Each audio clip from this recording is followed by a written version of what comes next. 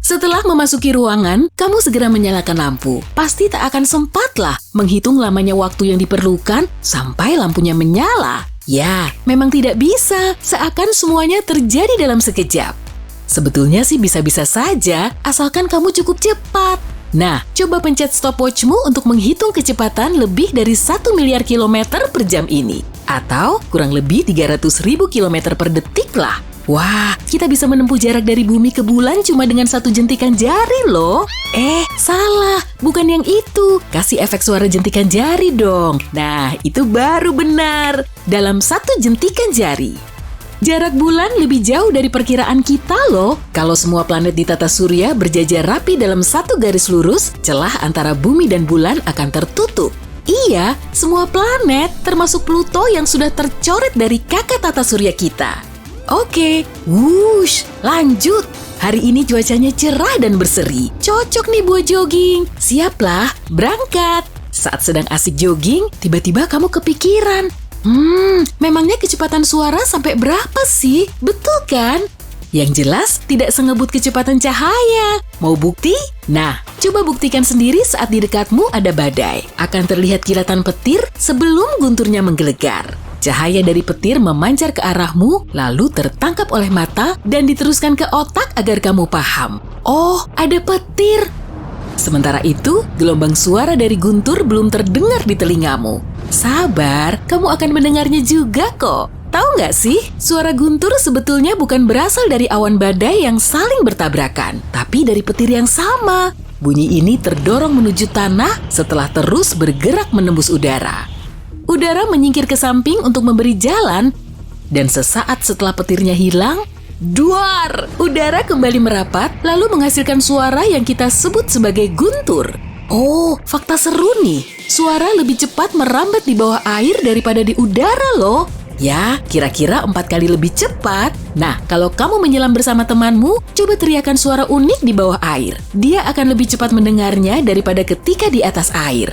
Oh, suara apa tuh yang kamu teriakan? Hati-hati loh, orang lain juga bisa dengar.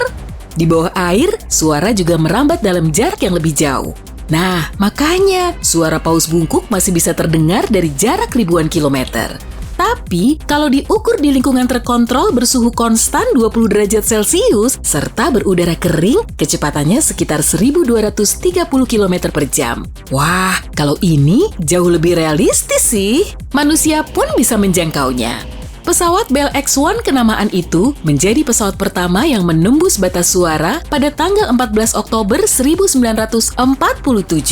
Pilot uji coba Chuck Yeager lah yang menerbangkan pesawat roket itu. Bayangkan kamu bisa mendengar dentuman soniknya untuk pertama kali dalam sejarah. Bravo, Kapten! Manusia bisa berpacu dengan suara. Tapi kalau cahaya, lain lagi. Yang jelas, cahaya sulit diukur.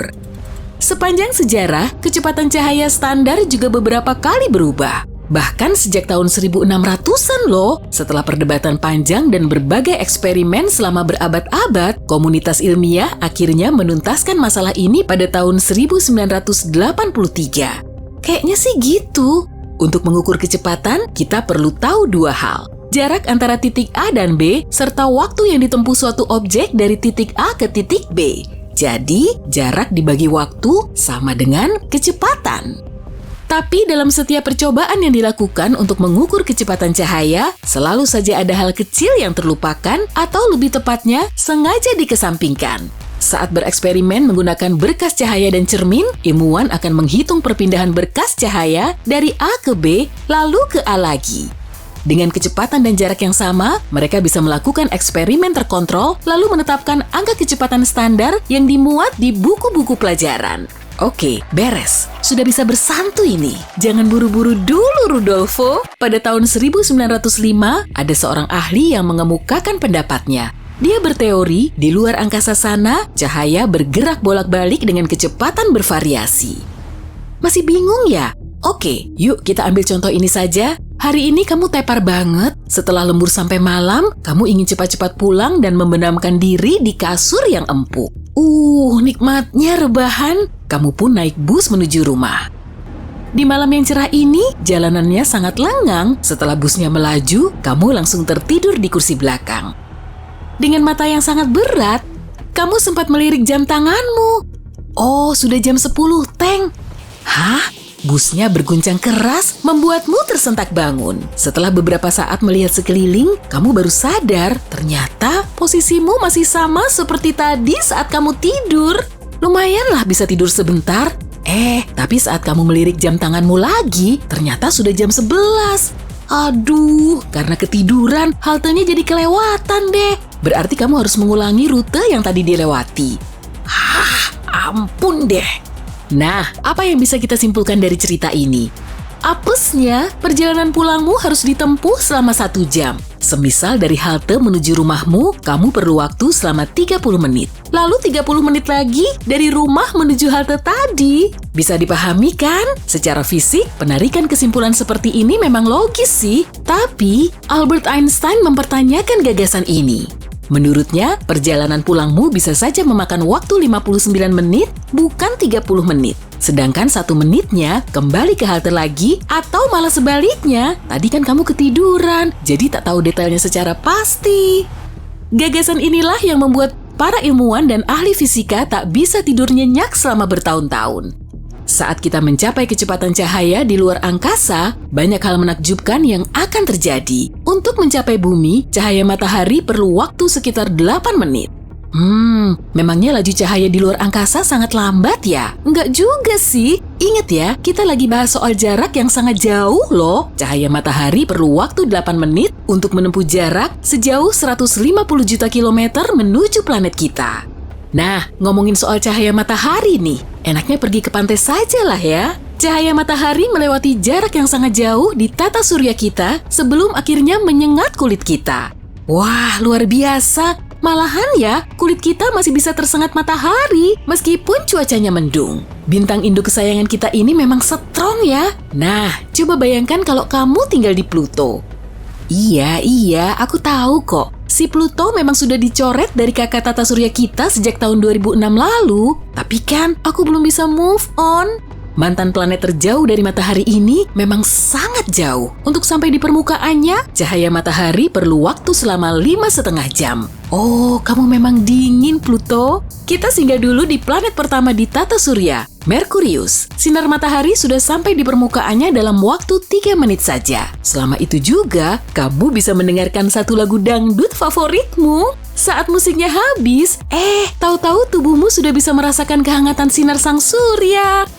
Yang jelas, saat berada di ruang angkasa, kita tidak bisa mendengarkan lagu. Suara saja tidak bisa melintas kok. Oh iya, teriakanmu juga tidak akan terdengar. Ya ampun, dia muncul lagi. Musik hanyalah udara yang bergetar. Tanpa udara di luar angkasa, suara tidak akan bisa lewat. Karena itulah, di luar angkasa sangat sepi. Ih, berisik banget. Tolong dong, bawa mbaknya ini keluar aja. Mumpung masih di luar angkasa nih, mampir ke tetangga sebelah yuk, Alpha Centauri. Jarak sistem bintang ini paling dekat dengan kita. Dan serunya lagi, perjalanan kali ini cuma berjarak 4 tahun cahaya. Iya, 40 triliun kilometer. Jadi untuk sampai sana, kita perlu waktu selama 137.000 tahun. Wah, jangan lupa bawa bekal makan siang yang banyak. Artinya, diperlukan sekitar 5.000 generasi di dalam pesawat ulang-alik super untuk melakukan perjalanan melalui ruang hampa udara tak berujung hingga akhirnya tiba di Alpha Centauri. Meski begitu, kita tidak akan bisa mendekatinya. Oh ya, perlu diingat, perjalanan ini cuma satu arah loh. Mending balik ke bumi aja lah. Phew, mendingan. Nah, ini dia pertanyaan yang kita tunggu-tunggu jawabannya. Bagaimana cara mengukur kecepatan cahaya tanpa harus memusingkan soal perjalanan pulang? Wah iya, pakai kamera super canggih saja untuk mengukurnya. Lalu memetakannya bingkai demi bingkai sampai angkanya bisa didapat. Di dunia fisika, tidak ada yang sesimpel itu. Saat menjepret cahaya melalui lensa, kita cuma melihat pantulannya, bukan cahaya yang sebenarnya. Duh, otakku mulai ngebul nih. Oke, sebaiknya lupakan saja ide ini. Tapi, bagaimana kita bisa membuktikan kalau kecepatan cahaya dan pantulannya menuju titik A sama besar? Apakah nilai kecepatan satu arah bisa berbeda-beda, bukan konstanta ya? Hal ini masih menjadi pertanyaan besar bagi para ilmuwan. Dan sampai saat ini, belum ada metode yang benar-benar bisa digunakan untuk mengukurnya. Tidak seperti kecepatan suara yang jauh lebih terukur, kecepatan cahaya hanyalah sebesar beberapa tahun cahaya. Oke, sekian dulu sajian fakta seru terkait cahaya dari sisi terang. Nah, cahaya dan terang, kamu bisa lihat hubungannya kan? Duh, dia lagi.